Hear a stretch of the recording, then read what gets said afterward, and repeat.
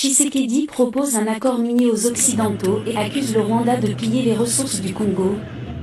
Dans sa première interview depuis qu'un groupe armé soutenu par le Rwanda a pris le contrôle de vastes territoires de son pays cette année, Félix Tshisekedi, le président de la République démocratique du Congo, a offert aux États-Unis et à l'Europe une part des immenses richesses minières de son pays, un secteur actuellement dominé par la Chine.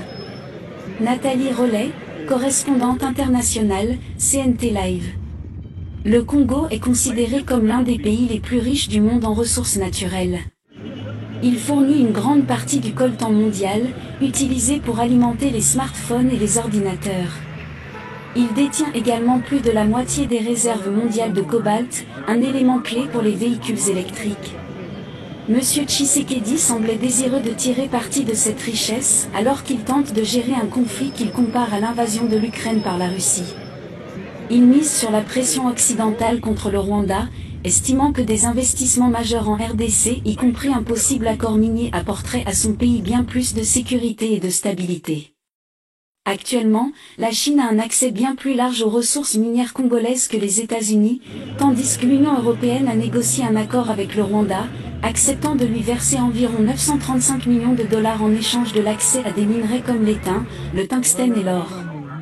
Monsieur Tshisekedi affirme que ces minerais sont pillés par le Rwanda depuis son pays et qualifie l'accord européen de « scandale absolu », accusant l'Union européenne d'être « complice du vol et du pillage du Congo ».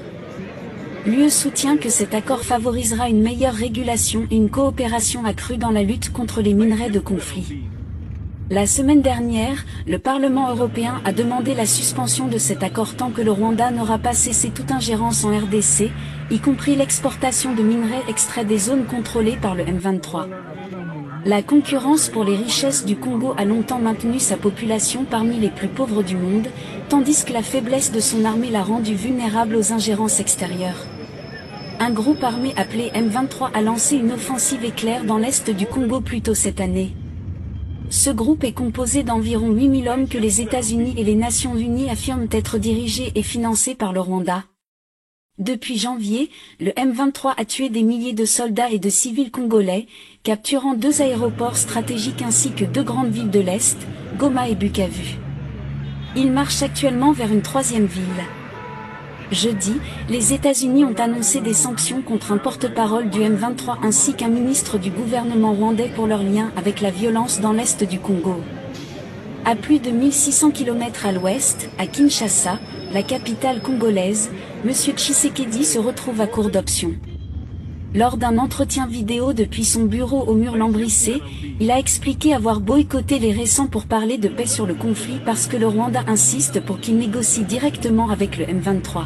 « Je ne veux pas négocier avec le M23 », a-t-il déclaré. Le M23 est une coquille vide. M. Tshisekedi accuse le Rwanda de vouloir faire passer le M23 pour un mouvement armé congolais, alors qu'il s'agirait en réalité d'une création de l'armée rwandaise visant à défendre les intérêts du Rwanda en RDC, notamment en pillant ses minerais.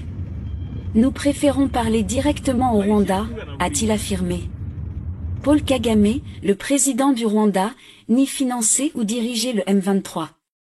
En réponse à une demande de commentaire, une porte-parole de M. Kagame a déclaré que M. Tshisekedi entretenait une « vieille histoire » et l'a encouragé à suivre la feuille de route décidée par les dirigeants régionaux africains. Ces efforts régionaux pour résoudre la crise ont échoué, et M. Kagame a lui aussi refusé de participer aux récents pourparlers de paix.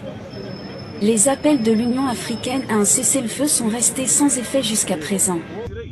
Mais la crise atteint un moment critique. Dans son annonce de sanctions jeudi, les États-Unis ont averti du risque d'une guerre régionale plus large. Cette semaine, le M23 a attaqué toutes les principales positions militaires congolaises sur la route de Butembo, une ville au nord de Goma, selon des rapports locaux. Le M23 a également déclaré avoir des visées sur Kinshasa. M. Tshisekedi a juré de reprendre Goma au M23, soit par le dialogue, soit par la reconquête militaire. Selon lui, L'administration Trump a déjà manifesté son intérêt pour un accord garantissant un approvisionnement direct en minerais stratégiques depuis le Congo. Il a également mis en avant des investissements dans des projets d'infrastructures majeures en RDC, dont un méga-barrage qui, s'il était achevé, deviendrait la plus grande centrale hydroélectrique du monde. Parallèlement, le Rwanda a renforcé ses relations avec les puissances occidentales en accueillant de grands événements sportifs et des concerts avec des célébrités comme Kendrick Lamar, rendant des sanctions plus agressives de l'Occident peu probables à court terme, selon les analystes. Les dirigeants doivent être plus courageux, a déclaré M. Tshisekedi. Il me semble que tout le monde a peur de Kagame. Pourquoi? Cela me surprend. Le M23 affirme que sa mission est de protéger une minorité ethnique congolaise. Il y a 30 ans, environ 800 000 civils, principalement des Tutsis, ont été massacrés au Rwanda par des membres de la majorité Hutu. Après le génocide, de nombreux Hutus ont fui vers le Congo pour échapper à la justice. Le M23 affirme que le gouvernement Tshisekedi ne protège pas les Tutsis congolais, connus en RDC sous le nom de Banyamulange, contre les discriminations. Monsieur Tshisekedi a nié ces accusations. Ce n'est pas vrai, a-t-il déclaré lors de l'interview. Je suis le premier président de ce pays à avoir affirmé haut et fort à tous mes compatriotes que les Banyamulenge, ou les Tutsis congolais parlant le Kinyarwanda, sont bel et bien congolais. Monsieur Kagame soutient que le conflit dans l'est du Congo doit être résolu entre les dirigeants congolais et les rebelles. Il a reconnu que des troupes rwandaises sont présentes en RDC, mais nie tout soutien au M23. Selon lui, des combattants hostiles au Rwanda présents à l'est du Congo constituent une menace pour la sécurité nationale de son pays. Monsieur Tshisekedi a affirmé lors de l'entretien qu'il s'agissait d'un faux prétexte visant à justifier une invasion. En réalité, il pille les ressources naturelles du Congo, a-t-il déclaré, qualifiant Monsieur Kagame de « chef de guerre » avec une obsession d'être le prédateur ultime. Selon l'ONU, le M23 contrôle déjà une grande partie du coltan congolais. Jusqu'à présent, les États-Unis ont condamné le Rwanda mais ont pris peu de mesures concrètes. Le 30 janvier, le président Trump a qualifié les combats dans l'est du Congo de « problèmes très sérieux » sans donner plus de détails. Les experts estiment que les sanctions annoncées jeudi sont une étape symbolique importante, en particulier celle visant James Kabarbe, l'un des plus anciens fidèles de M. Kagame, qui avait aidé une précédente rébellion soutenue par le Rwanda à prendre Kinshasa en 1997. Mais, selon les analystes, les États-Unis pourraient aller beaucoup plus loin, par exemple en poussant la Banque mondiale à couper son financement au Rwanda, dont une grande partie provient du gouvernement américain, ou en réexaminant le rôle lucratif du Rwanda comme fournisseur de troupes pour les missions de maintien de la paix. Vendredi, le Conseil de sécurité de l'ONU a adopté à l'unanimité une résolution demandant le retrait des troupes rwandaises du Congo et la fin de l'offensive du M23. Le seul langage que Kagame comprend, c'est la force, a déclaré M. Tshisekedi. La diplomatie n'est pas dans son ADN. Merci de nous avoir écoutés. Nathalie Rollet, correspondante internationale, CNT Live. Merci à tous nos abonnés. N'oubliez pas de télécharger l'application CNT Live et n'oubliez pas surtout de partager.